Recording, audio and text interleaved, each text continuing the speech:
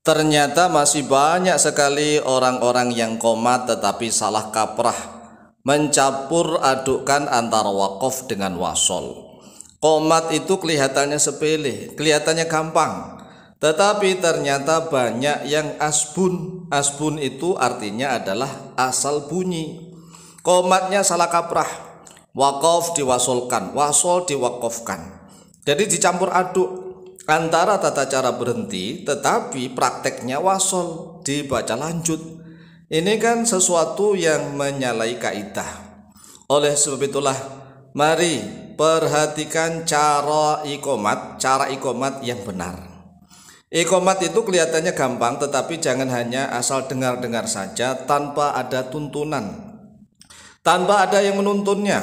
Asalkan dengar orang qomat kemudian ditirukan qomat, tapi ternyata menirukannya salah kaprah. Yang seharusnya wasol tapi dibaca wakof, yang seharusnya wakof dibaca wasol. Wakof artinya berhenti, kalau wasol artinya lanjut.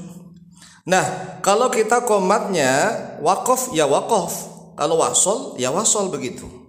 Contoh kalau komatnya wakof nih, berhenti, Allahu Akbar, roknya disukun, Allahu Akbar begitu. Bernafas dulu, tarik nafas dulu baru Allahu Akbar. Contohnya begini, Allahu Akbar, Allahu Akbar, asyhadu an la ilaha illallah. Jadi kalau wakaf itu setiap membaca di akhir kata berhenti, kemudian bernafas. Jangan sampai kita mencampur adukkan, bacaannya roknya disukun tetapi prakteknya wasol dibaca lanjut. Contohnya seperti ini, Allahu Akbar, Allahu Akbar.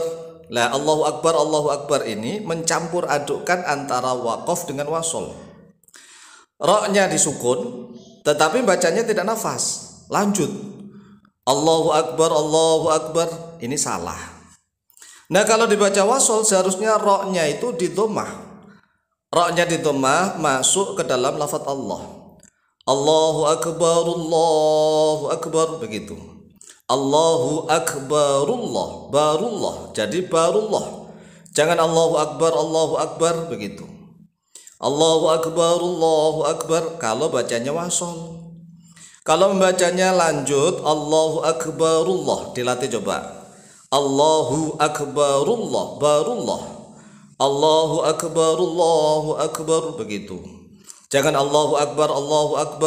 Nah, kalau roknya disukun sekali lagi maka hendaklah bernafas terlebih dahulu. Allahu Akbar begitu ya. Nafas, tarik nafas dulu. Kalau roknya disukun Allahu Akbar. Lah yang kedua, roknya ini didomah maka dibaca tafkhim tebal.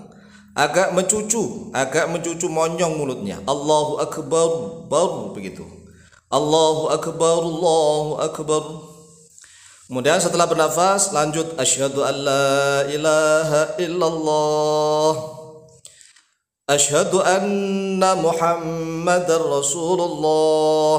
Nah, ingat, syahadat di dalam adzan dan qomat tidak menggunakan wa, tidak pakai wawu. Wa asyhadu enggak pakai wa. Nah, ini ternyata banyak yang adzan dan iqamatnya kalau adzannya tidak pakai wa, tetapi mengapa qomatnya pakai wa? Wa asyhadu anna Muhammadar Rasulullah. Jadi nggak usah pakai wa, langsung saja. Ingat nih ya, untuk adzan dan qomat. Adzan dan qomat itu syahadatnya tidak pakai wawu, tidak usah pakai wa. Langsung saja asyhadu an la ilaha illallah, berhenti. Asyhadu anna Muhammadar Rasulullah, enggak pakai wa. Enggak usah pakai wa asyhadu anna Muhammadar Rasulullah, enggak usah ya. Kemudian salah berikutnya biasanya di hayya 'alas shalah ini.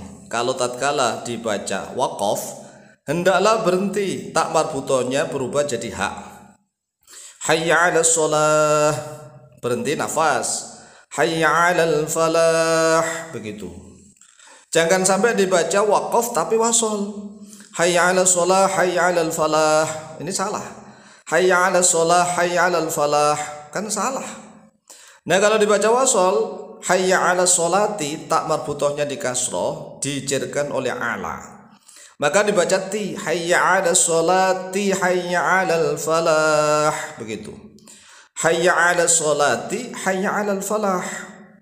Jangan dibaca waqaf tapi wasol. Ini kan mencampur adukkan. Walaupun tidak sampai mengubah makna, tetapi secara kaidah kurang benar. Ya tidak tepat, salah. Makanya kalau dibaca wasol begini, perhatikan, dibaca lanjut. Hayya 'alas sholati, hayya 'alal falah. Qad qamatis sholatu, qad qamatis sholah. Qad qamatis sholatu, qad qamatis sholah. Nah, kalau dibaca waqaf tapi wasol begini contohnya.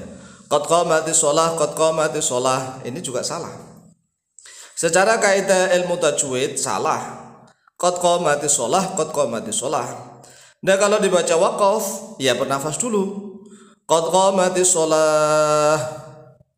Tarik nafas dulu, kemudian baca lagi. Qad qamatis sholah. Begitu. Kemudian Allahu Akbar juga sama. Kalau dibaca wasol, Allahu Akbar, Allahu Akbar, gitu. Allahu Akbar, Allahu Akbar, Allahu Akbar. Seperti lafaz subhana ditambah lafaz Allah, dibaca subhanallah. Tidak dibaca subhana Allah, tapi subhanallah. Nunnya masuk lafaz lam. Dalam huruf lam nih, subhanallah. Subhanallah tidak dibaca subhana Allah, tetapi subhanallah. Sama dengan Allahu Akbarullah. Allahu Akbarullah. Jangan sampai Allahu Akbar, Allahu Akbar, Allahu Akbar, Allahu Akbar.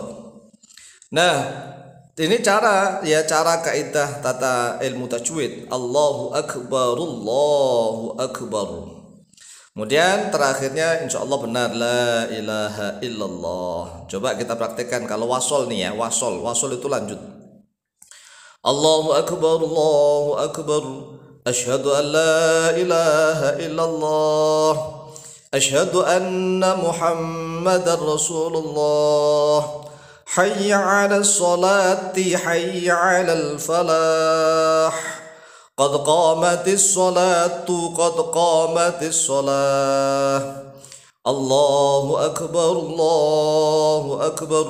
La ilaha illallah. Kemudian kenapa qad qamatis sholatu kok as-sholatu? Ya karena menjadi fa'ilnya qomat, maka harus rafa, qad qamatis sholatu. Kemudian kenapa sebelumnya hayya 'ala sholati kok dibaca ti enggak tu? Karena dijarkan oleh ala. Ya, itulah aturannya. Maka kita harus belajar ini ilmu nahwu dan shorab supaya ngerti. Nah, sekarang prakteknya kalau waqaf gampang ya, tapi harus bernafas. Allahu Akbar, nafas dulu. Allahu Akbar. Asyhadu an la ilaha illallah. Asyhadu anna Muhammadar Rasulullah. Hayya 'alas shalah. Nafas dulu. Hayya 'alal falah. Qad qamatis shalah. Qad qamatis shalah. Allahu Akbar. Allahu Akbar. La ilaha illallah. Begitu.